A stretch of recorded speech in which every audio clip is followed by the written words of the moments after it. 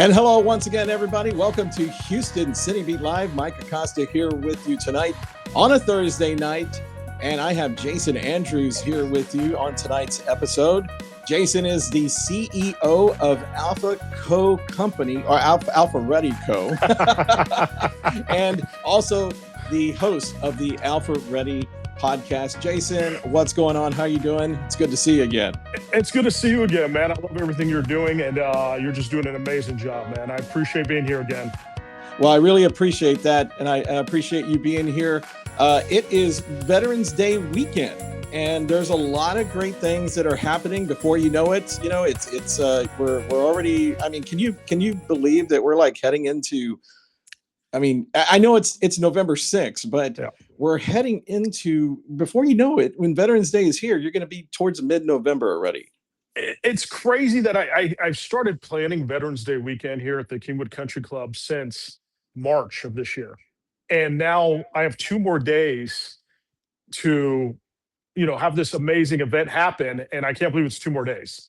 In my head, I'm like, what am I going to do with all my free time? Because it's literally been gone to make these events happen.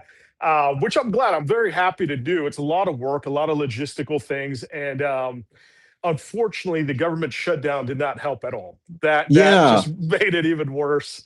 And I'm on the 11th hour right now, where I've gotten a lot of word. I've talked to every commander and every branch in Houston, and they said, listen, unfortunately, we can't do anything right now because of the government shutdown. We're going to come, maybe do a little, a booth and, a few people, but not like what I was hoping for the Veterans Day Fair that's happening this Saturday, November 8th. But they said, listen, if the government opens and they pass the CR, at least the CR, we'll come. And I'm like, we got people on standby to make it even, bigger than what we thought, So this whole government shutdown thing has thrown a wrench into something that obviously it's not their fault. It's no one's fault. Well, in DC, that's a whole other story. But it always is. It always is a different story when you talk about Washington, right? Exactly. And but one thing though I love though so far is that the community has rallied around me and said, look, your bread and butter was going to be the military for the Veterans Day Fair. All right. Unfortunately, come tomorrow at 5:00, we'll find out.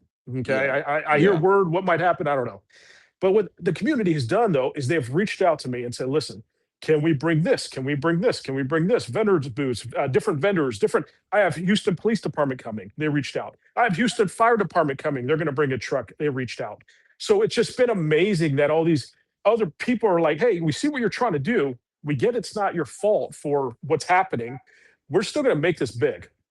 And so obviously the country club's providing a petting zoo for the kids. They got food and drink stations. They have face painting. They got a bounce house. We got Santa coming. It's just a lot of great things that are happening. Even though in my head, I'm like, man, I wish, a helicopter would land or, all the stuff that I had planned in March. It's a damn scale from that, but it's not really, because now it's just even going to be bigger with other things that wasn't even my plan or agenda. Yeah. So, and I think that's just amazing. So I hope all your watchers, everybody that's listening, this Saturday, November 8th, 2025, from 2 p.m. to 7 p.m. at the Kingwood Country Club in Kingwood, Texas, is the Veterans Day Fair. And it's going to be a fair where we honor men and women, if they're military. Now, the admission, it's free for military and veterans. And anybody else is $20. Kids are 4 to 10. It's $10. Obviously, the country club is buying and purchasing a lot of things to give away and food and drinks and petting zoo and things like that. But it's still keeping the price low for what you're going to get. It's amazing. You know what I mean? And since Houston Fleet Week got canceled, this is a great place to come and honor military men and women and veterans. A lot of people are going to be here. A lot of vendors are going to be here. A lot of great things to honor and enjoy them as well. So yeah, and it's a shame. I mean, we were getting ready to cover some Fleet Week events. I had been looking forward to it for a long time, and then of course, things. It was like the Wings Over Houston show too. The Thunderbirds, and a lot of those military planes and NASA, they weren't able to be there. So it's a bummer. But what's really cool is that you have the community that supports you, that's behind you. And you know what? That really shows the spirit of what America is here in the United States. It's a lot of great Americans coming together and making it something that is wonderful, even if the government is not involved with it, even if the government is technically shut down, there are a bunch of great Americans that are out there and putting these things together and working with you, that has a lot of great initiatives, for the community. So it's wonderful to see that this is still happening. It's happening at the scale that it is. And I'm so thankful. I'm so thankful for every single person that's going to come. And it's not too late. If you guys are watching this and you're like, hey man, I got a small business, I got something I could sell or I could advertise, come. I still got plenty of space to, especially if the military doesn't show up on Saturday. I got plenty of space to set up shop, and it's free. The vendor booths are free. I mean, you can make all the money you want, and the country club's not going to get a penny of it because they're free. So, please set up shop. They'll have power and extension cords and all that, but come set up shop. And if you're watching this and you're like, I don't own a business, but I want to come and enjoy a fair, please come. I want this place to be packed. I want the community to come together and go, you know what? I see what this guy was trying to do. It was a great idea. It's still a good idea, but we're still going to rally right behind him and make this fair a good one. Make this fair a fun one. A lot of military stuff is still going to be there. A lot of uniforms, a lot of booths, a lot of veteran booths. I have Ali Salon, who these 4 salonists that own this little small, barber shop, this little salon, said, hey, we want to give free haircuts to military and veterans. And I'm like, you got to be kidding me. So they're going to set up shop and give free haircuts to military and veterans there. I mean, things that are coming up now where it's just, like you said, the community's coming in and said, let's rally behind him. We don't have Houston Fleet Week anymore. Let's still make this an amazing, fun event for the adults, for the kids. I got Santa coming from the North Pole. And I don't know if you saw my video on how I was able to get Santa from the North Pole. That took a lot of work with Air Force and NORAD, and that was a whole nother thing. I didn't realize how many people you have to talk to just to get to Santa. Santa has a lot of gatekeepers. He has a lot of gatekeepers. It blew my mind. But he sent me a secure message, and he goes, hey, I'm thinking about changing instead of my normal red jacket to a military fatigue type of jacket. And he showed me his outfit for the day. I'm like, it is, everything's military and veteran, even Santa. Even Santa's going to be military and veteran. So please, I hope everybody shows up. I want over 2,000 people there. But before the fair, okay, we are having a Wounded Warrior Project 5K. So the 5K is happening at 9 in the morning. Registration starts at 9 in the morning. And then it's going to go till, whatever we have a ceremony. We're going to be doing the Humble ISD Color Guard's going to come. They're going to do a great ceremony, military ceremony, colors, and then the race starts. If you're a runner, like you're like, I could run, I'm a fast runner. Great. Come, please. We're going to have prizes.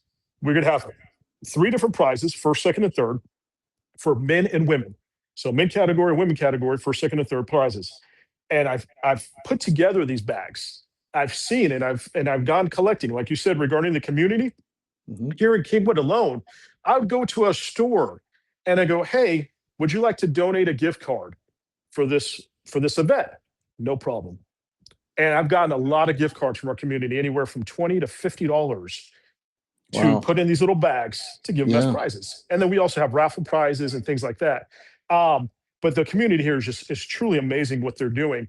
But then you're like, okay, well, I'm not a runner. And honestly, for me, man, I have 80% of my foot is metal robotics, and I'm not a fast runner, but I will still do it. I still walk.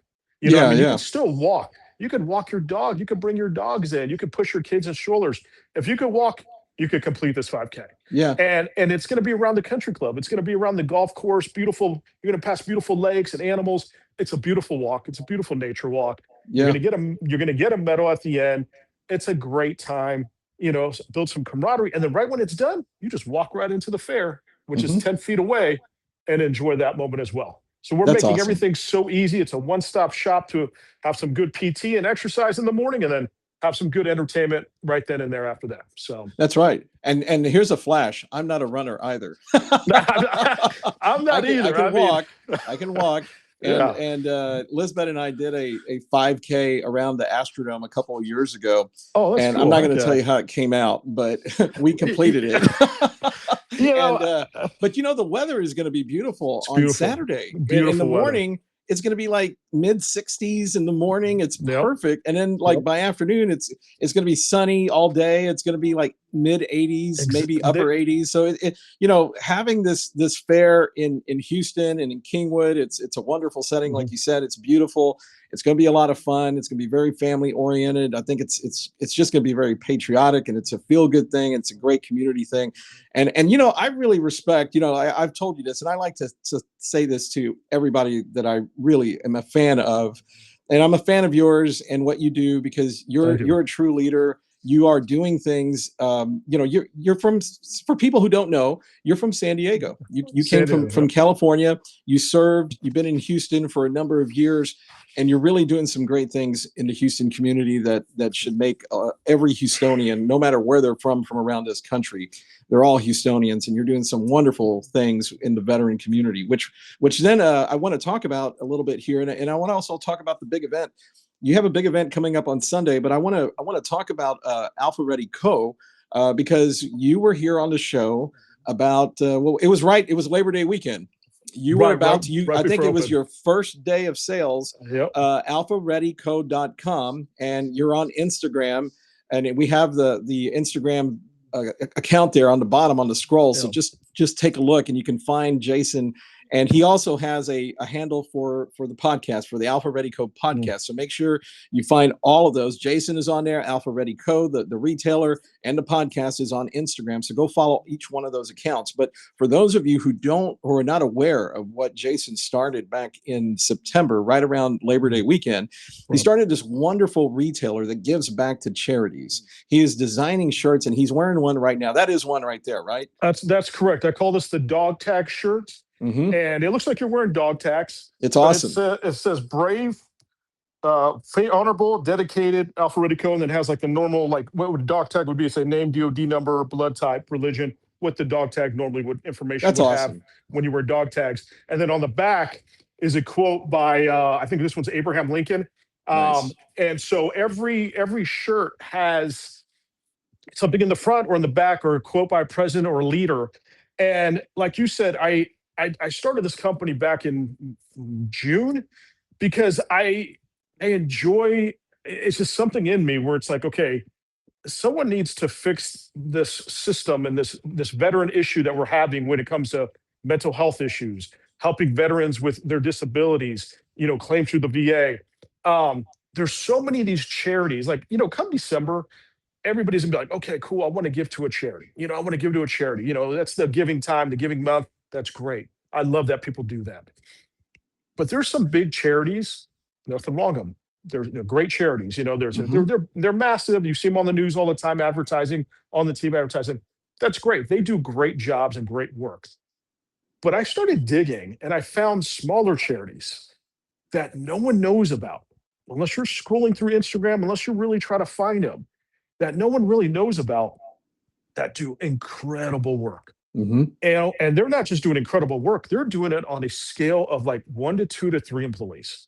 Yeah. And a budget of just pretty much nothing. You know what I mean? Because they know what they're doing is true. They know what they're doing that comes from the heart. They know what they're doing. It makes a difference and saves lives. So I started finding these charities, and I'm going, man, you could tell what they're doing. Like, the one right now I'm doing is called the On Call Project. If you go on the website right now, the first thing you're going to see is a description of the On Call Project. The On Call Project is a charity that's homed in Oklahoma.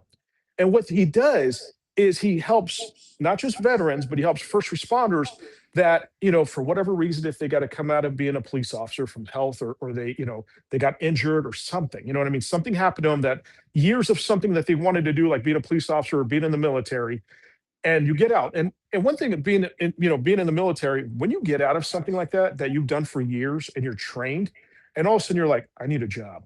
Like, what do I do? What do I do? I have this training, I have this skill, but I don't know how to put that into normal everyday job. Mm-hmm. This charity helps these guys find jobs, and not just like, oh, cool, we're going to help you do your resume. No, they work with tons of employers where they help you with your resume, they help you with all the documentations you need, and literally finding jobs with you and making sure you get a job. It's like literally holding your hand through the whole process, working with whatever skill you have, working with their Rolodex of great people that they have to help you get a job.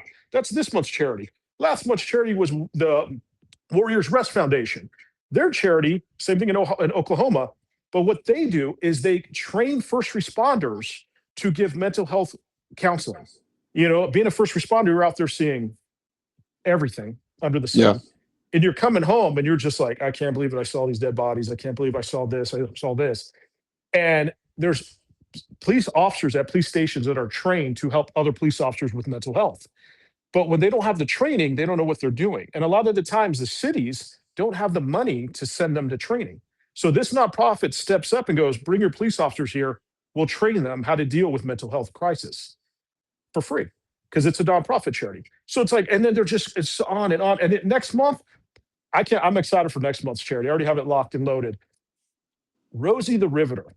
Do you know who Rosie the Riveter was? Oh yeah, of course. Okay. Yeah, she was the symbolic, symbolic, back right. during World War Yep, II, when two. all the men had to go to the war, and the women stepped up into Yep. into the factories, To the and factories, putting yep. all before there were a lot of machines, they were actually putting these things, cars and what have you, Mhm. airplanes, and the war Yep. effort really is what it was. Exactly. And so I was looking, I have so many nonprofits now seeing what I'm doing. So what this company did that I created, Alpha Ready Co, is I didn't just design cool clothes. Everything you see on the website, I designed. I didn't just design it. But what I did is I go, okay, I want to make it affordable. I don't want to be charging $49.99 for a shirt. I want to make it affordable. I want the profit margin for me to be small because I don't care. I didn't do this to be a millionaire. I did this to help. And what I'm going to do is the profit, 25% of the profit that gets bought per shirt is going to that charity that I benefit per month. So like this month, the On Call Project, the entire store. Anytime someone buys something, 25% of that goes to that charity. Then then I had this idea. I'm like, wait a minute. I would look on their charity websites and I go, they don't have anything. They don't have like a shirt. They don't have a hat. They don't have things that they could show what their charity does or wear them while they're out doing their charity things. I'm like, what if I design stuff for them, for their charity? Get their logo, put it on a shirt, put it on a cup, whatever. So their charity is out there now. Their charity, they're wearing their charity on their shirt. They go to the grocery store. Oh, what's that? Oh, that's my charity or whatever. And I go, okay, I could do that. But then let me make it even better. Where now I have a collection, every charity I do, if you look on the website, you'll see On Call Project, you'll see what they do. I have a paragraph there. Then I have a collection of like iPhone cases, glasses, cups, whatever that CEO of that charity wants created, I design it for them. Once it's designed and on the store and I test the product out with some, I test everything out, make sure everything's good. Then I go, okay, anytime someone buys that collection for that charity, they get 50% of that profit per item for that collection. So that's one of my favorite things about this. That's one of the favorite things that I love is that you switch to charity every month, but you keep giving back because you've created a product line for these charities, and there's a line there for them for the remainder of time.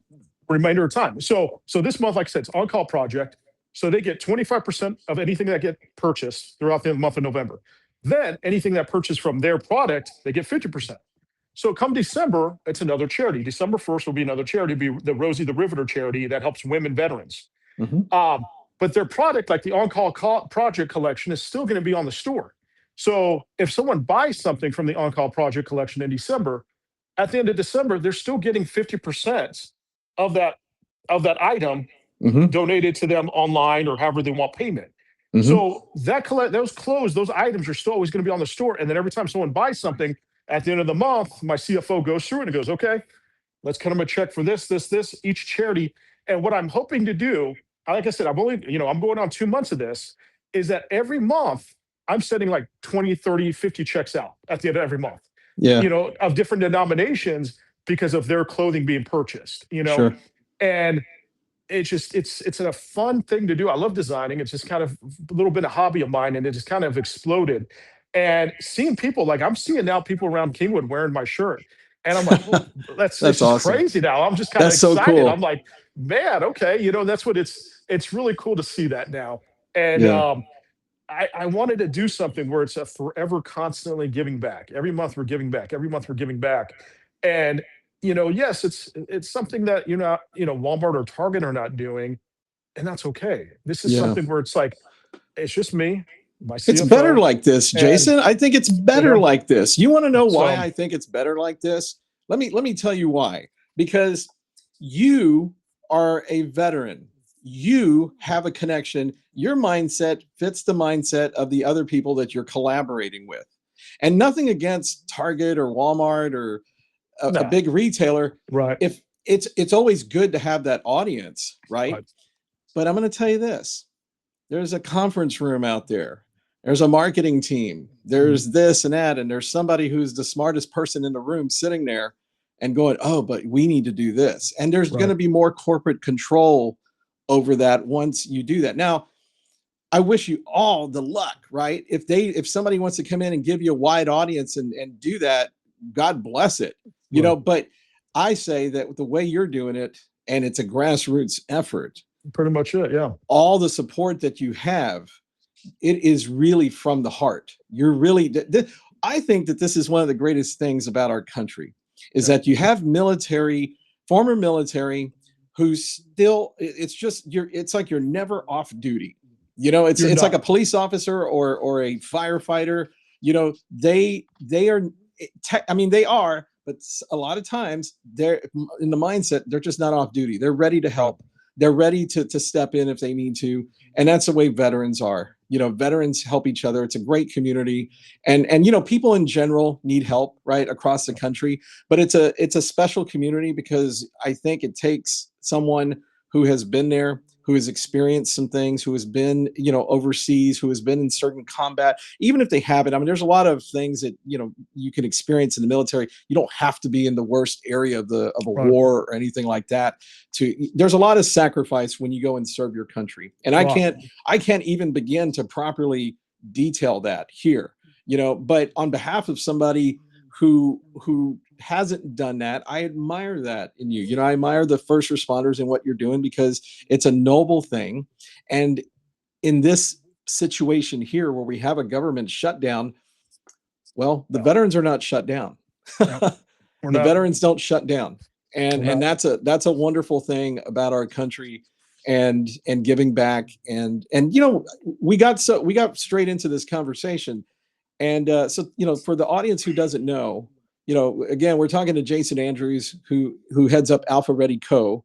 And every time I always think of Alpha Ready Company, like in the military, like a Yep. company in the military, right? That's why. So But that's exactly where the name came from. That's yeah, exactly what the and name and I came think from. Yeah. about that. That's why I said that at the beginning. But tell the audience who is not familiar with your military background, tell them a little bit about your experience before we continue on here. So I served. So my career, my how can I say it, life changing path started right after 9/11, and I graduated high school June 2001 in San Diego, and I wanted to become a cook. I loved to cook in high school. Like I loved it. My parents would come home from work and I would have 5 course star meals, like gourmet meals Yeah. ready for them. Like, the chicken with the carrots chopped up, like something you would see at a 5-star restaurant. I cooked Yeah. all this at 14, 15 years old. I did all Yeah. this. Nice. And, I could, cooking in high school to the point where the cooking teacher was like making me teach the class. That's how much it was like that type of difference. So the teachers around, they like, and I grew up poor.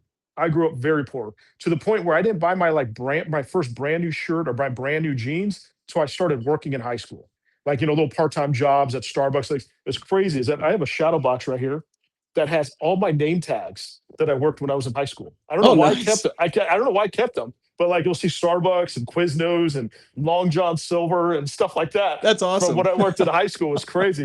That's Um, cool. but I don't know why I kept them in a bag, and then as years went on, I was like, "Oh man, I got to hang these up. This is crazy. I can't believe I kept these." But I always went, anything I did, I worked in the restaurant industry or the food or fast food or something to get that experience of cooking and food and all that. And so the teachers kind of rallied around that. They knew our financial situation, and somehow or another, a teacher put in for me to get a scholarship. And the Cordon Bleu, which is a big famous cooking college in San Diego, Mhm. pretty much granted it. And so I had a 4-year college scholarship to a cooking culinary arts school for free. for free. Nice. Every Nice. kid's dream. Every kid's dream. Yeah. And so I was just ecstatic. So right out of high school, started going to college. Now, obviously, I still had to work. To go to college, I had to pay for my own car payment. I had to pay for my own gas. My parents didn't pay anything for me. I had to do all that. I had to pay for my cell phone bill, which was like that huge brick thing. So Yeah, it's a brick. it was. I think back then it was still big, but it was still like the flip. The It had a StarTAC flip thing. feature, but The it little was thing, yeah. It was like You opening had a to write. You had door. to write down your contacts on a notepad. And save it. You have to hit the Um, numbers several times to even text. the kids this day and age will never know that. They will never know what we had to go through. It's crazy. So, I had to pay all that. I mean, I didn't. My parents weren't, like I said, they weren't financially, stable enough like that. I mean, they were good parents, but that's just not the type of house I lived in. I lived on the other side of the tracks, and so going to school full time, going to college full time, and I was working. I was working at the Radisson Hotel, Mission Valley. It's now the Sheraton. Now the Sheraton bottom out. It's a 20-story hotel in Mission Valley, and I worked at the restaurant there. I was a waiter, and I enjoyed it. Waiting on food. I would be down there in the kitchen talking to the chef and like, "Hey, how'd you make this?" And asking all the questions where a person that wanted to become a cook would do it. And I was doing this for about I graduated high school in June, and then I took a week off and then went back to work. So July, working there. All of a sudden, September 11th happens. And Mhm. I wake up and my parents are like, Jason, you gotta check this out. And I walk over to the living room TV and you just see the tower's on fire. I saw the tower, collapse right on the news. And it looked like just a movie. It looked like you're watching like Independence Day or some other movie. And you're like, Yeah. there's no way this is real. You know what I mean? Yeah. Yeah. And never before that moment have I ever thought of joining the military. I would have the recruiters go to high school. I would see them all the time. Never thought in my head, I'm like, oh, this is what I want to do. Nothing, because I had a goal. This was it. This was my goal, to be a cook, and that was it. Yeah. And so I go, and it looks weird, and all of a sudden I get a phone call on the home phone, the court phone, in the courts. And so I get a phone call, and I remember it was my boss says, "Hey, Jason, can you come to work early because the whole place is packed because no one can leave. All the flights were grounded." Yeah. And so I was like, "Yeah, absolutely." So I go to work, and that restaurant was packed. They had people were making the hotel was making makeshift tables, like they were taking patio pool tables out that were like for the pool and Mhm. bringing them into the restaurant and putting a tablecloth because it was just that packed. Yeah. And what they did too is I've never seen them do this before. They usually have a TV at the bar, but what they did is they took like TVs, like roll TVs that they would use for conferences in their conference rooms, and bringing them in the restaurant and hooking them all up. So all you see is just 9/11. That's all. And it was creepy. It was so creepy because in the restaurant business, and you're working as a waiter, people in the normal everyday people are talking. People are getting to know each other. Whatever they're there at the restaurant for. Mhm. It was dead quiet. Yeah. It was dead quiet in that restaurant. People were saying things, but it wasn't like the normal communication. They would just, all eyes were on the TV and they're just eating and watching all the stuff going on. And I was just like, and I'm seeing it, obviously, being a waiter, seeing everything going on. Then I would also do room service. So I would go up to the rooms and, drop off room service. And every room I went into, they weren't watching normal TV. They all had 9/11 footage on. Yeah. And seeing that day in and day out and day in and day out, all of a sudden, 2 to 3 weeks later, I get laid off because the tour Mm. industry just crashed. No one Yeah. was flying, no one was doing anything. So hotels, flights, they laid off a lot of people throughout that. I get a job at SeaWorld in San Diego. I still have my little SeaWorld ID You got there. your tag. I still tag. I Yeah. got a job at SeaWorld in San Diego working on the props department, the lights, the sound, all Yeah. that stuff for the shows. And one of the shows I did was a show called Cirque de la Mire, and it was near the Mission Bay, which was like a little island. The jet skis would do their thing, and actors and performers would do their thing. And I was in the back, behind the scenes, doing all the props and setting up everything. And I would see the Coast Guard all the time. Little small boat, guy with an M4, Mission Bay, and I go, man, what does this guy do? Like, this is badass. What does he do?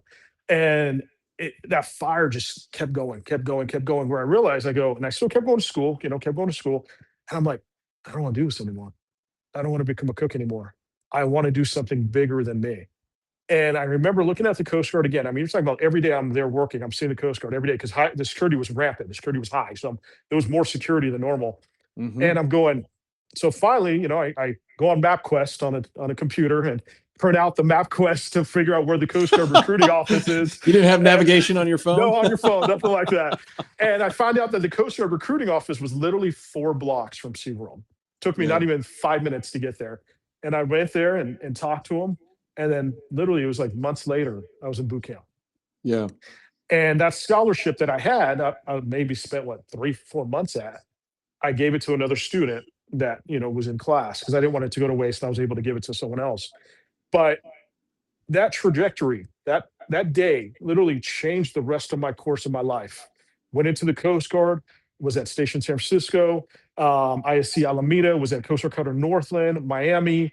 I traveled all over the Caribbean, different countries. Got out. I wanted to get my degree. At that time, it was very hard to get your degree in the military. This is when like the online computer, like the online courses and stuff were kind of, but it wasn't Hmm. as good like it is now. Yeah. So I got out of the Coast Guard. I wanted to get my degree. I got my degree in criminal justice. Lived in Los Angeles. Went to Cal State Long Beach. Got my forensics class, and then went to Colorado Tech. It was online. Went there. So I'm doing both, and then I'm working full time. And I was a background investigator for the government at the time in Los Angeles. And when I got my degree, I was like, cool. I got my degree 3 years later. I'm like, I miss the military life. Something about being in the military, serving your country, wearing the uniform, I miss it. And so I went to recruiter and I was like, all right, what do I want to do? I walked right into an army recruiter and they looked at me and they're like, well, what do you want to do? I go, I don't know. I said, I did law enforcement in the Coast Guard. I don't know what I want to do. And the guy looked at me and he goes, are you Arab? I'm like, I'm not Arab. My mom's from El Salvador and my dad's from here, so not Arab. He goes, you kind of look like Arab. I'm like, yeah, a little bit. And he goes, how fast can you grow a beard? And I go, pretty fast. Like I got to shave like twice a week. And he goes, perfect. He goes, we're going to put you in military intelligence. And I was like, okay, cool.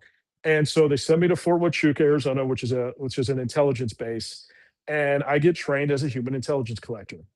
And after that, a lot of the stuff is classified. And I don't even have pictures of it. Yeah, But we're gonna have yeah, to redact a lot of this a lot video of from that this stuff. point. But it was a great time.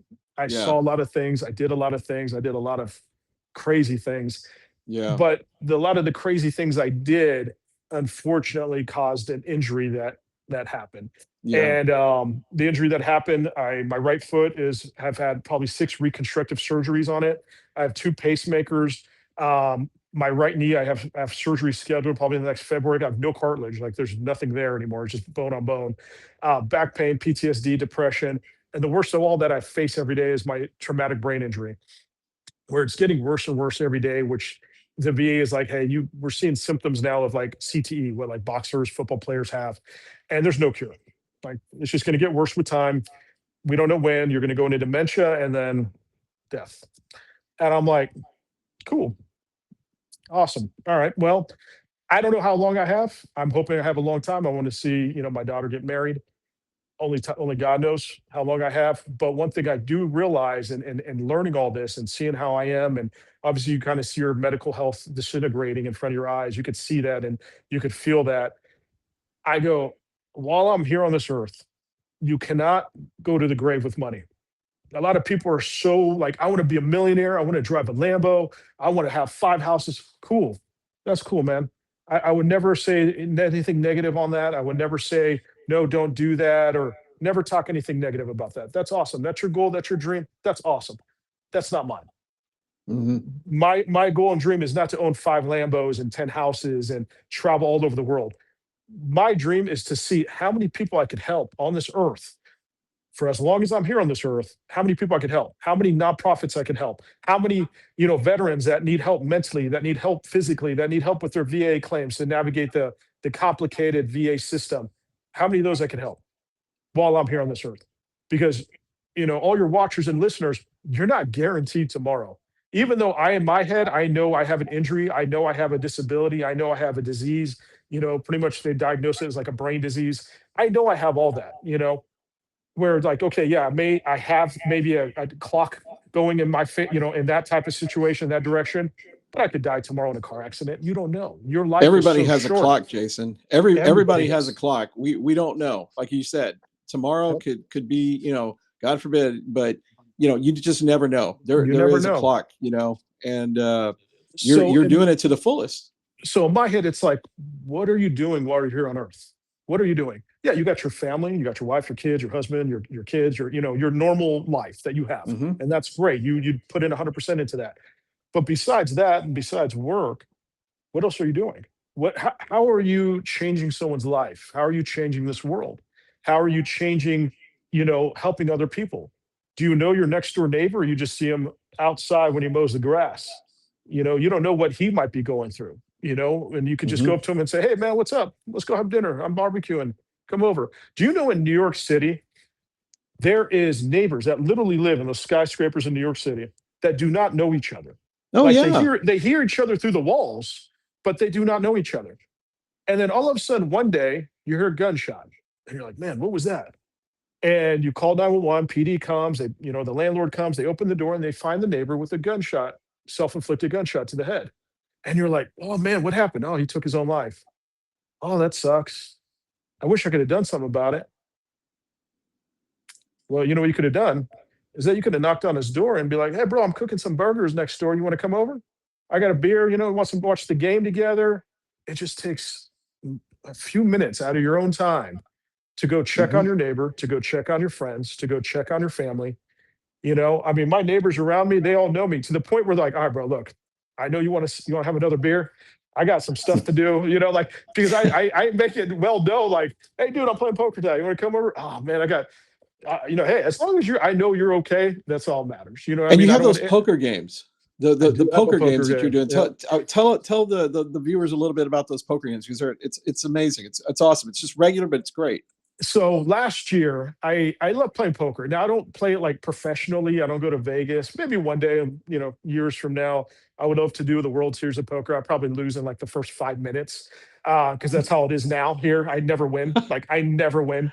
And all the guys are like, oh, everybody that comes and plays poker, they're like, oh, the house always wins. I'm like, not my house. I never win. Like I'm always out in like the first hour, and then that's it. And I just watch. I'll drink and watch them play, or I'll be the dealer, stuff like Yeah. that. But last year, it started with just a normal table and a roll fabric that you would buy on Amazon, and just a deck of cards and the cheap chips from Walmart. I invited a few friends over, and I'm like, dude, let's play poker. I'll buy pizzas and I have beer, and I'll put on the TV for ESPN or whatever. And it just kind of after that night, they're like, dude, you're gonna do this again? I'm like, yeah, man, I'll do it again. Yeah. And then just kind of led into one thing after another. And then it started noticing that these guys started building more of a safe like environment. They got to know us. We joke, we laugh, we have fun. And also it was like, hey man, I'm going through this right now, man. Hey, can you guys help me with something? I'm like, yeah, bro, what's up? And then we realized we were building a safe place. And not just for veterans, but for men, to the point where they were talking about, marriage life, kids, what they're going through. And it wasn't to a point where not one person was judging them, not one person was making fun of them, not one person was criticizing them. All of them were like, hey man, yeah, let's what can we do, man? Let's talk. Let's, if you need a vent, like give them, it's not a kumbaya moment, but it was more like, hey man, I could trust these guys, they could help, Hmm. and this is what I needed. And it just kept going and going and going to the point where I'm like, okay, I need a bigger table because that table would only fit like 4 people, 5 people. So I went to Costco, bought a professional table that I saw there. And now this table can hold up to 15 people, like very professional, like casino type of table. And I bought better chips, and it just makes it a little bit more, more professional, more elegant, but at the same time, more fun. And I keep doing it over and over again. You know what I mean? Yeah. And it's just I do about twice a month. And it's just been, I have a different group of people, sometimes the same ones, and they just have fun. We laugh, we joke, we talk, we share. I have military people, I have veterans, I have normal guys that show up and talk. There was one that I did about 2 months ago. I have two friends of mine, one Coast Guard active duty and one Army active duty. Never met each other, never have. This is the first time they're meeting each other. And one guy was one side of the poker table, the other guy was on the other. And we, like I said, we don't make fun of people, we don't criticize, but we do, dog each other. And when we're playing the Yeah. game and having the fun time and like cussing at each other regarding the game, not like personally, but Yeah. having Yeah. guy fun, yeah. You guy, And this is good old guy fun. exactly. No one takes anything offensive. Yeah. And the Army guy was talking about something about, his wife being pregnant, which I already knew. And then the Coast Guard officer goes, wait, your wife's pregnant? And he's like, yeah, man. He goes, oh, dude, my wife's pregnant too. Oh, that's crazy. And their first kid. Like, when's Hmm. your wife due? February something. And you see the Coast Guard guy drop his mouth, go, That's what my kids do. Their kids going to be born at the same time, Wow. and they had no idea. They didn't know each other. You know what I Wow. mean? And That's that just built a camaraderie that now they're like friends. And then yeah. my next door Yeah. neighbor became friends with another friend of mine. Like all these friendships and relationships are connecting because of this poker name. Yeah. And what sucks now, and I'm gonna have your viewers do me a big favor. If you know like the owner of Costco, if you know the main person that does all this stuff for Costco, I need another poker table. Because now every time I go play poker or every time I go to Costco, 'cause I'm like, okay, I need to buy another one. I have two poker tables going because it's getting that big. They Yeah. don't have it anymore. They Oh, don't. wow. I never see it, and I'm going. And it was a good table. It was at a good price. Going 2,000 on the table. That's a lot. But this was a good Yeah. price at Costco, and it's a good table. And every time I go to Costco, I'm like, okay, maybe it's there today, and it's not. And I'm like, Oh, man. so if you guys know anybody at Costco or see the poker table at Costco, like let me know, please, because I do want to get another one to keep building what I'm building. But I say all this for your viewers that are watching this right now. If you're going, well, I like what he's doing, but I don't like playing poker. That's okay. You know Yeah. what I mean? That's okay. Find something that you enjoy doing that you could host something at your house. If it's reading, if it's putting a puzzle together, if it's, a board game, something that you feel like, you know what, I could do the same thing he's doing, but bringing in people, strangers, yes, because that's the ones that you're actually going to want to help the most. You know what I Yeah. mean? Yeah. And bring them over. Do you have to open your wallet? Yeah. A few pizzas don't cost that much. A few Yeah. drinks don't cost that much. You know what I Yeah. mean? But what it does, it's like, if a lot of the times these guys will be like, dude, what do you want? I'll bring this. I'll bring this. That kind of turns into a potluck sometimes. You know what I Yeah. mean? Yeah. That's Which is cool. great. But every single person that's watching this right now could do exactly what I'm doing and change and shape someone's life and help someone mentally and physically and being a good dad or good mom. I mean, if you have women watching this, like I can do this for women.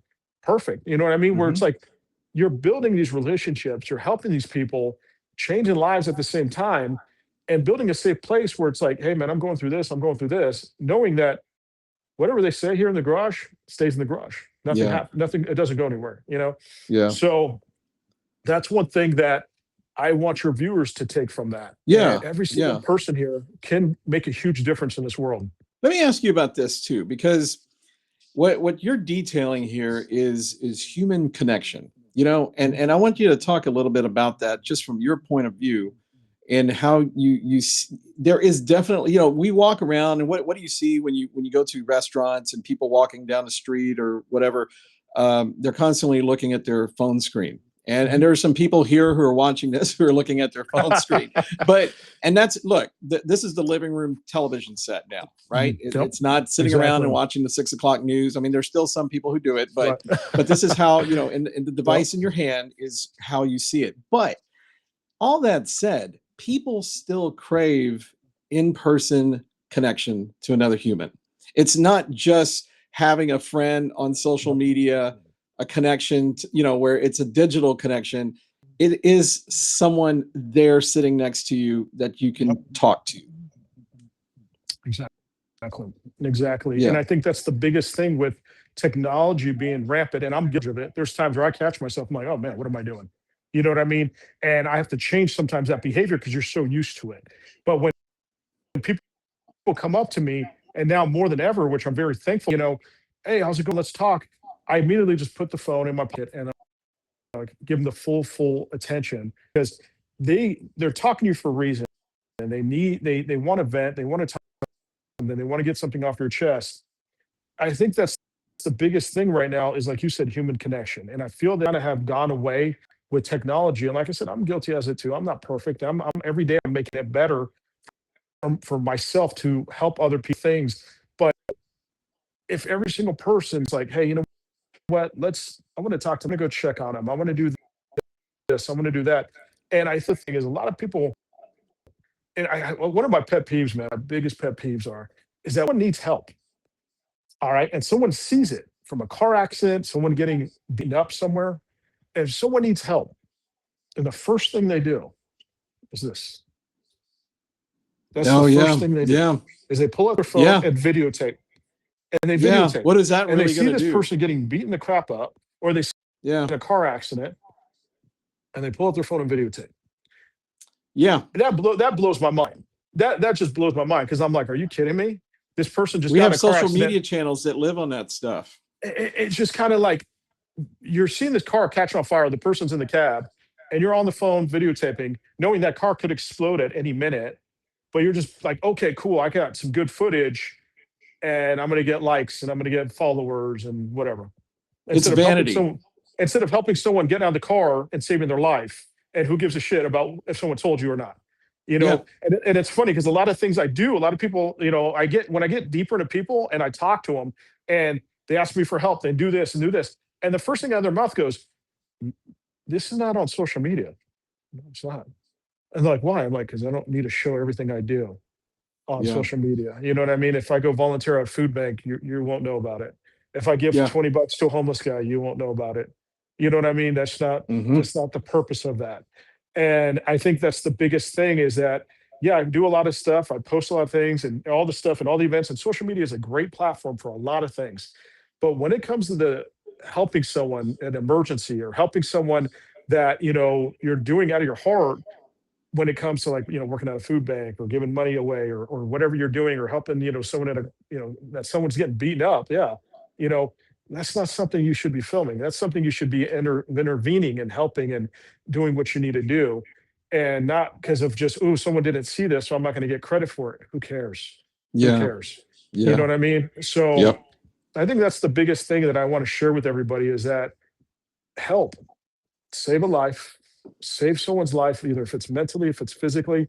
You're going to the gym and you're seeing someone that has maybe you've never seen at the gym working out, and they're struggling with weights, they're struggling with equipment because they don't know what they're doing because they've never been in the gym before. Instead of sitting there on your gym equipment going, oh man, look at this guy. No, I've never seen him before. Oh man, he's going to interrupt my workout and this and this. He doesn't know what he's doing. Take a minute, go over there and be like, what's up, bro? Welcome to the gym, man. Oh, you want to use this? Hey, man, let me show you how it's done. Here, I'll do a couple reps for you. I'll show you, man. And teach them and train them because they took a huge step on making a life-changing decision by going to the gym. Hmm. Don't let them regret that by you looking at them differently or judging them or whatever that situation is. I've heard so many, being at the gym, I've heard people that coming in on January 1st, working out like the normal resolution, Here we and go that's again great. soon. Yeah, exactly. Like the normal resolution. And the normal gym people that go to the gym regularly, I hear the first thing out of their mouth is like, oh, here we go again. You know Here what we I mean? go. Here we go. But then It'll in be my head, over in a week. it'll be over in a week or a month. But then I wonder, you start thinking, you're like, why is that? Why is that? Why do people break that resolution Yeah. after the first 2 weeks? But then it Yeah. made me think is because number one, they don't know they're going in there, they don't know what they're doing because they never worked out or never used that machine or whatever it is. They're Yeah. afraid to ask, you know what I Yeah. mean? Because they don't want to Sure. feel intimidated. And you're seeing all these big old guys or skinny girls, they don't want to feel intimidated. So they're afraid to ask. So after being there for a week and 2 weeks and they don't know what they're doing, they just go, okay, I'm done. And they Yeah. leave. You know what I Yeah. mean? And I think for the people that are regulars at the gym, if they see that, they go, okay, obviously I've never seen this person before. This person just signed up, being a New Year's resolution person. That's great. But let me help this person. Because I can tell you right now, if that person goes up, you go up to that person working out and said, hey, I can see you're trying to do this. What is your goal? And yeah, I'm not a personal trainer, but it's like, let me still help you. I know somewhat about working out and in the gym and things like that. Let me help you. What are you trying to do? Well, I'm trying to do this. Cool. All right. Well, if you do this, let me show you the machine, all this, you know, it gives them that like confidence where it's like, cool, I like it here. Okay, people are nice. Let me keep this resolution going. Let me keep Yeah. it going. And then all of a sudden come October, they're like, shoot, I'm still here. They're still here. Awesome. Heck yeah. You That's know what I right. mean? And I think that so many people are so considered with what they're doing themselves. I'm doing this. I'm doing this.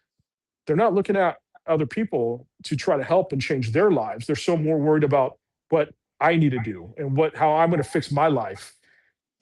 It's not the way to live. That's Yeah. especially like in anything and in America and being, a person. That's just not the way to live. So Yeah. That's correct. You know, we're almost out of time here, and I know that because we talked about it, but I want you to mention it because I'm really happy for you that you're going to be the master of ceremonies at a fabulous event coming up on Sunday. And I know that it's already said and done and it's already in motion, but you're going to be the one hosting it. Tell us a little bit about that coming up on Sunday, because we're going to be out there covering it.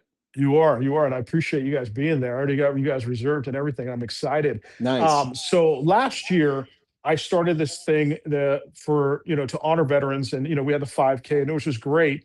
But I wanted to do a dinner, like a nice fancy dinner. We called it the Honor Veterans Dinner. And the dinner, the country club was going to do like the whole, steak, plated food, nothing like buffet, but it was a very elegant dinner. Have a nice ceremony, have some great speakers, and the country club was like, "Hey, we're gonna do even better. We're gonna make the military not pay anything. We're gonna have the veterans not pay anything. And obviously, if you're not either one, there's a charge for that. But they knew that they were gonna go in the red. They knew that, and they were okay with it. You know what I mean? Because they were doing something for military and veterans. And so come February, March this year, they said, "Hey, are you going to do it again this year?" Because last year I planned everything out. We had about 175, no, about 150 people there. And they said, "Hey, and it was a great event. A lot of people loved it. It was the first time they ever did this." And I planned it all. I got with the speakers. I got with, how we're going to decorate. I did all this stuff. First time I ever done anything like this in my life. I've never planned events. I've never done anything like this. But I used my creative mind and going, okay, let's do this. I could all the flags. Let's do this and all this how it is. So when they asked me again this year, I'm like, okay. When they go, we want it bigger. I'm like, cool. All right, let's do it. And so I started planning this since March, got speakers, locked down speakers early because you got to do that early, locked down speakers early. And then I go, okay, how can I make this bigger? Well, let's make this a Hollywood event like you see in the Oscars, like you see on, on Television Network, where these guys, these famous movie stars walk on the red carpet, and you have the paparazzi and news reporters talking to them and all this stuff. And this elegant performance and this elegant entrance, and everybody's dressed to the nine for these actors that get paid to make movies. And don't get me Mhm. wrong, like I love watching movies, but in my head I go, who really deserves this type of performance? Who really deserves this type of production? Are men and women in uniform. They Mhm. deserve that. They deserve it the most. Mhm. So I got with a production company, and this is an amazing production company. It's Elegance. Man, I forgot his name. I apologize. My memory's not good. It's Elegance with two E's. I'll send it to you if you want to put it on your Instagram or in your Yeah. your internet. It's a veteran-owned production company, Mhm. veteran-owned. And I asked him, and I said, "Hey, man, this is what I want to do. Okay, this is what I want to do. I want to make it look this, this, and this." And obviously, knowing that the country club was going to front the bill, I had to make sure I was like, "Oh man, I wonder how much this is going to cost." You know what I mean? Because I don't want to. Yeah. They're already going to the red. I don't want to ask them to do more stuff. That's just not Sure. fair. That's not. Sure. They're already doing an amazing job doing this. And so he comes to the country club about a month ago, and he's like, "Okay, I'm going to do this. I'm going to set up a trellis. I'm going to do all this." Like this whole production, like when people come up into the dining room area, photographers, like paparazzi and media, all this stuff. And he goes, and then and then in the ceremony, he's going to have someone with the camera and follow this whole production. It's going to be live streamed. You know what I mean? On my Instagram and his stuff. And he's going to hook up. I mean, the stuff he's telling me, and I'm like, I don't know, number one, what you're talking about, because you know this stuff more than I do.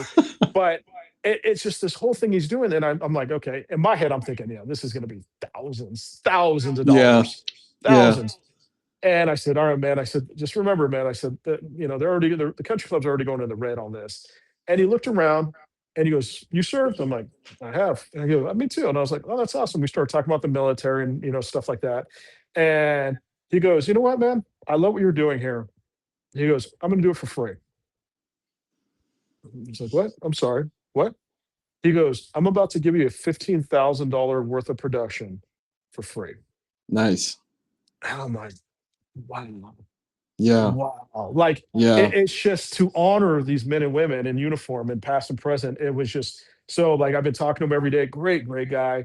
Text him every day. We're doing the whole production stuff, videos and all the stuff we're doing. I can't wait till you check it out. It's gonna be Yeah. amazing. It's going to But be amazing. I'm looking forward to it. um, but it's just like this is what I'm talking about with community. We help each other. We're like, yeah, I see what you're Mhm. doing. Let me help you out. You know what I mean? And I've gotten a lot of requests, as this what I'm doing online, what I'm doing on social media, what I'm doing with my store, it's getting more and more, it's gaining more and more traction. It's getting more and more, you know, is spreading more, which I'm very happy about. So I'm getting more and more people asking me, hey, can you advertise this charity? Hey, can you help me with this? Hey, can you put this on your social media? And then the next question they ask is, how much would you charge? I'm like, what are you talking about? And they're like, man, can you advertise this, veteran thing for me? How much would you charge? I'm like, nothing. And they're like, what are you talking about? Like, it takes me 5 seconds to do a story. It takes me like 20 minutes to do a post. Like, it doesn't, Yeah. like, why would I charge you anything? Well, there's most people, well, no, like, I'm just not that type of, that's not me. That's not how I'm running with the show. That's not how I'm doing business. I said, because what you're doing is, you're doing a charity, you're doing something for veterans, you're doing something for military. I want everybody to know that, what you're doing. And I make these cool videos. I do, whatever I can to make whatever they're doing even bigger, and all for free. I don't do a penny for it. I don't want a penny for it. Even these guys who I'm helping them get 100% disability that I don't have the training for. I had to say that because there's certifications and stuff, but it's just a buddy on buddy. Like, hey, this is how I had to do things. Let me show you how I did it. And I was able to get, and just in the last year and a half, 10 veterans 100% disability. And all because of different wording, the paperwork, a lot of different things that veterans don't know. So they're showing me checking accounts of tens of thousands of dollars in it for back pay. And they're like, dude, what do you want? I don't want shit. I don't want a penny. That's your money. That's your hard work and money from when you were in the military and your body and mind got destroyed. That's your money. What?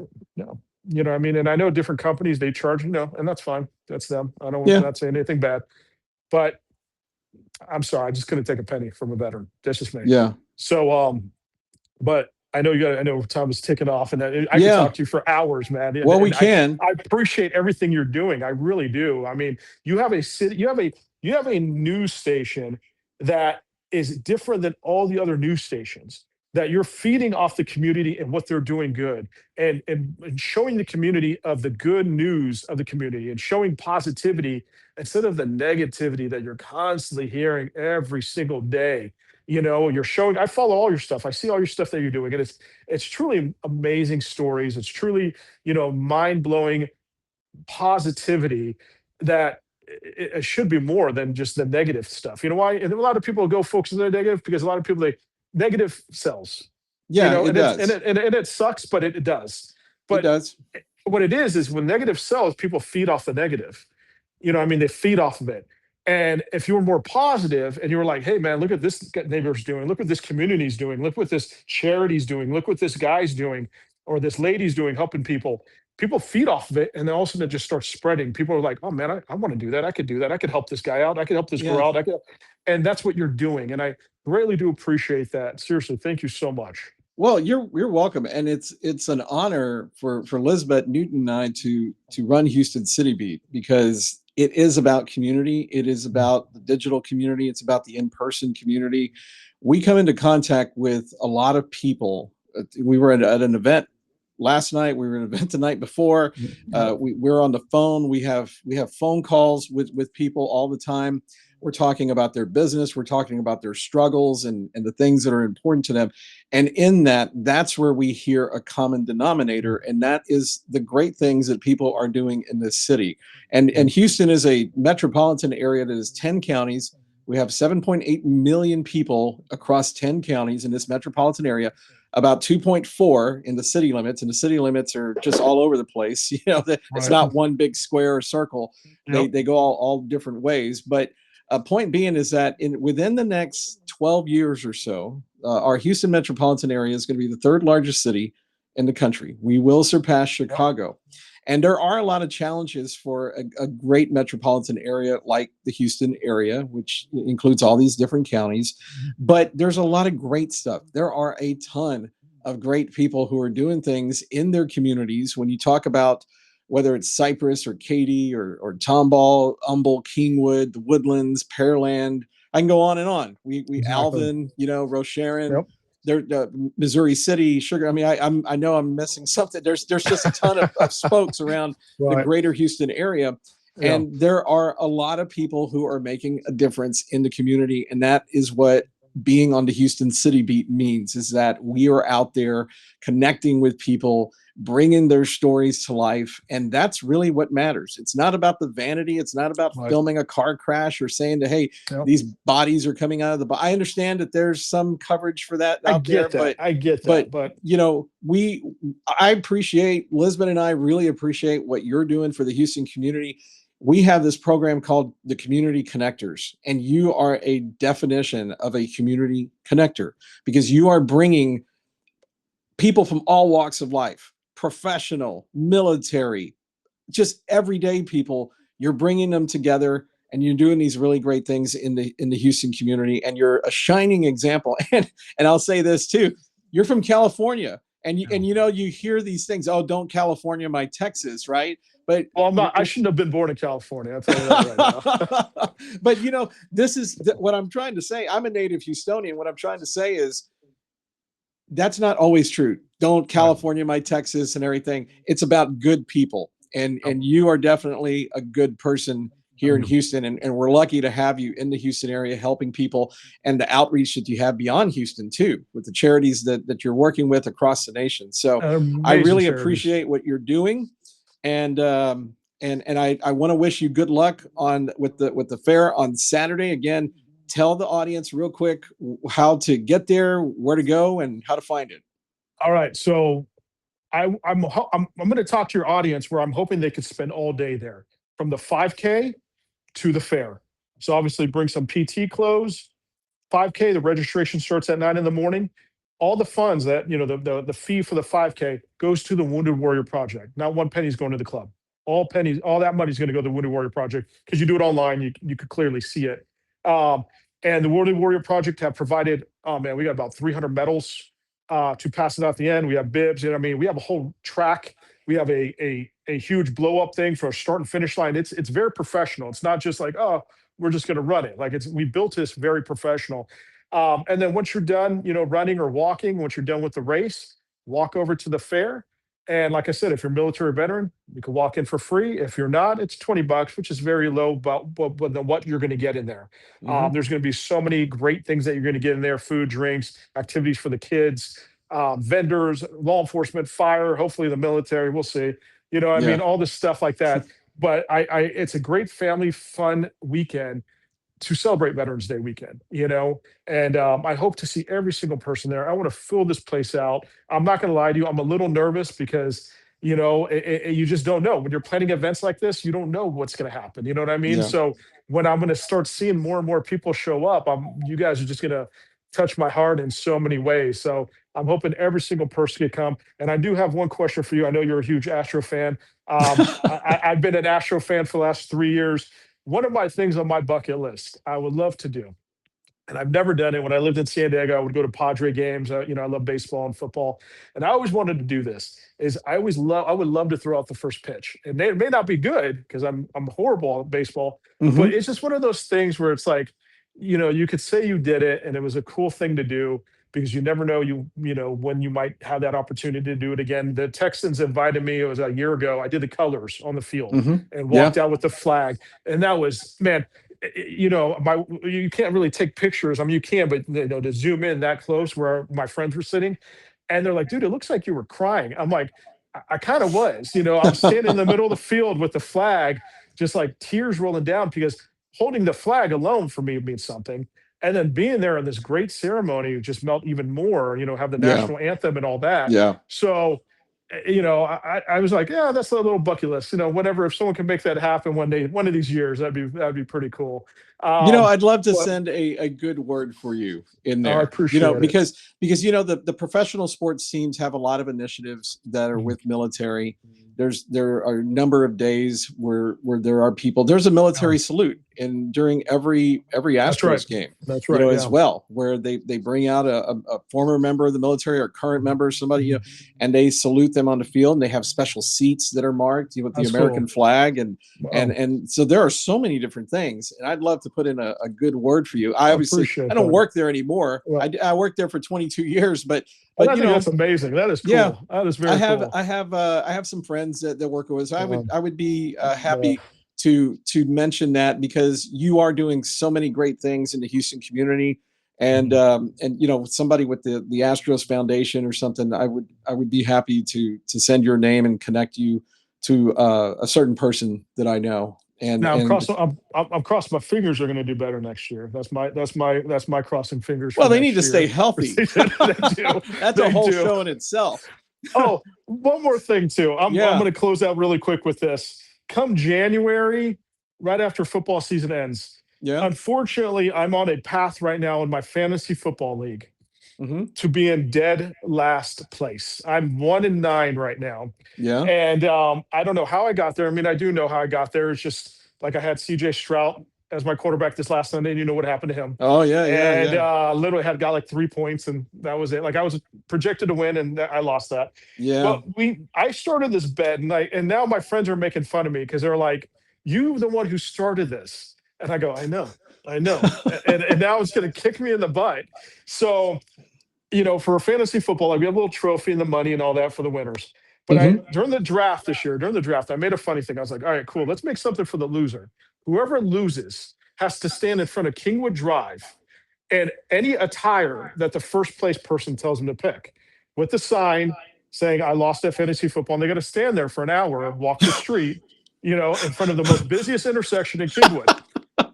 Where the traffic is moving like 2 miles an Traffic is hour. moving 2 miles an hour, And I started this during the draft. So I'm thinking, there's no way in heck I'm going to lose this. I got this great quarterback. I got this team. I got all this stuff. And as the season's been going on, I'm just seeing just like the stock market just crashing. And I'm moving players around. I'm benching. I'm doing this, and still nothing. And I'm going, and all my friends I'm playing fantasy football with, they're already sending me pictures of dresses and different things that they want to see me in. And I mean, honestly, like, I don't know how I could even come into even above what I'm doing right now. It's just so bad right now. It's just a train wreck right now. And I'm going, so possibly January, if I'm still in the same position, you're going to see me on Kingwood with we might have to hopefully go not. live or something and Oh, show this. damn, man. Damn. Maybe a live report in Kingwood. Damn. I'm hoping. I'm still crossing my fingers that I got a chance here. I got a chance. But even with I'm Stroud crossing only my getting fingers for you. man, even with Stroud getting 4 points on Sunday because of concussion, I still lost by 0.1. Oh, 0.1. wow. And I'm like, okay, all right. So yeah, and all the guys are like, dude, you're the one who came up with this bet. I'm like, I'm not going to go down on it. Like, if I lose, I'm not going to say, oh no, I was just joking. No, I'm a man of my word. It's like, I will do what I need to do. But and we have 14 people playing. 14. So it's not like 3 or 4. 14 people playing, and I'm in dead last place. And I'm just like, yeah, all right. You know what? All right. I have a feeling that somewhere out there in Houston, you're not the only one in that situation. Come around that same time of the year, you might find some other men standing out there who have lost a bet. And they're going to be holding the sign. It's and before every game, I'm checking players, checking injuries. Okay, cool. He's good. Oh, he's IR, bench him, and doing the normal thing you do, and still like nothing. Yeah. And then when I was projected to win this last Sunday by like 30 points. I was like, cool, I'm gonna get my second win of the season. And then they pull Stroud out, and I'm watching him, and I'm like, come on, man, bring him back. No, he's gonna come back. Get up, come on back. Get up, come on. And then all of a sudden you see Stroud's been exit for the rest of the game. I'm like, yeah. I was like, oh man. And it's too late. It's not like you can replace the quarterback. That's done. Right. It's done. Yeah. You're done. Yeah. And so well, I wish you the best of luck as we move through this NFL season. I hope that Stroud comes back and he has a Hall of Fame type of season. I'm hoping, Stroud, if you're watching this, out of that come hole. on, man, come on. So, but no, I appreciate you bringing me on this, man. Seriously, thank you so much. You guys do an amazing job with what you're doing in the community. I'm so thankful for being on this and sharing my story. And guys, if you guys want some great clothing, some veteran-owned clothing, and it's a great shirt. American flag. If you guys want something like this, check out alphareadyco.com. That's alphareadyco.com. I have a bunch of collections. I have a workout collection. I have a veteran collection. I have a women's collection. I have all kinds of great things, all made in San Diego, California. So nothing's coming from overseas. And it's just a great product that that every single purchase goes to a charity. And not only that, but if you go on my Instagram, you can see proof of that. I'm Yeah. full transparent with my company. You'll see when I cut checks, hey, this is a check. Here you go. This is what we just did, to prove to everyone what I'm doing is legit. And here's full transparency of how much money we made and how much we're cutting. So it's awesome. It's awesome. And the shirts, they make you more buff too. Like when you change, when you're wearing a dress shirt, you're actually like a size.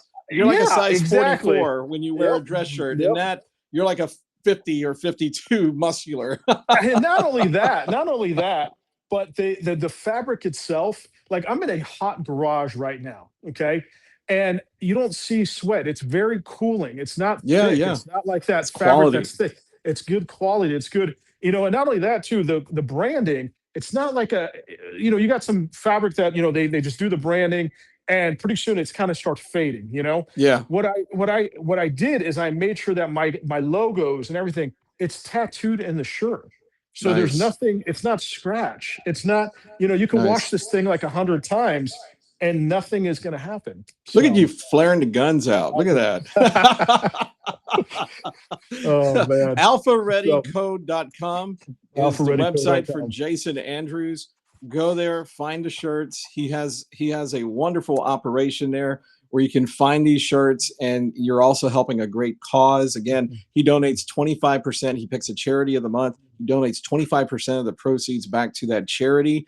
And then he creates these lines for the other charities who he's already helped. And 50% of those sales of the other items that he's already helped out are still going out to those charities. And it's for a great cause, helping veterans across, not in the Houston area and across the country. And we have veterans who are from all over the place living here in Houston. Veterans are Americans. They're not just Houstonians or Texans. They are Americans, and we're all Americans here in Houston. So it's a great, wonderful thing. Also, check out Jason's podcast, the Alpha Ready Podcast. Find him on Instagram. You can find Alpha Ready Co. You see that going across the bottom. The Instagram handle is there. And connect with him too, because Jason is a great leader. He's a great guy. And I think I've said enough accolades about you, and I appreciate what you're doing. Appreciate you. Again, Jason, thanks. We'll have you on again soon, and hope to see you in person sometime soon too. Oh, I'm gonna see you on Sunday night. Yeah, that's right. On Sunday, we're gonna see you for sure on Sunday at the event, and I can't wait to do it. It's going to be a fantastic red carpet event. And we're looking forward to that. Elizabeth Newton and I are looking forward to being out there. And we're going to go live, just kind of like we are here. We're going to have a special, and we'll interview some people, ask some people questions on the red carpet, and bring some. It's Veterans Day weekend. Veterans Day is next week, next Tuesday. But you do it up big. A whole bunch of people are doing it up big, and it's wonderful. And we want to bring this awareness to people here in Houston, or anybody who's watching across the web. So thank you once again for being on Houston City Beat Live tonight. Thank you so much, man. I appreciate it. Thank you, Mike. Thank you so much. And to all of our viewers out there, I want to thank you for joining us for another edition of Houston City Beat Live. Catch us on Instagram, on LinkedIn, on X, on Threads, on YouTube, and of course, right here on Facebook. And also join our Facebook group, the Houston City Beat Community Connectors. For Jason Andrews, I'm Mike Acosta. Until next time, so long, everybody.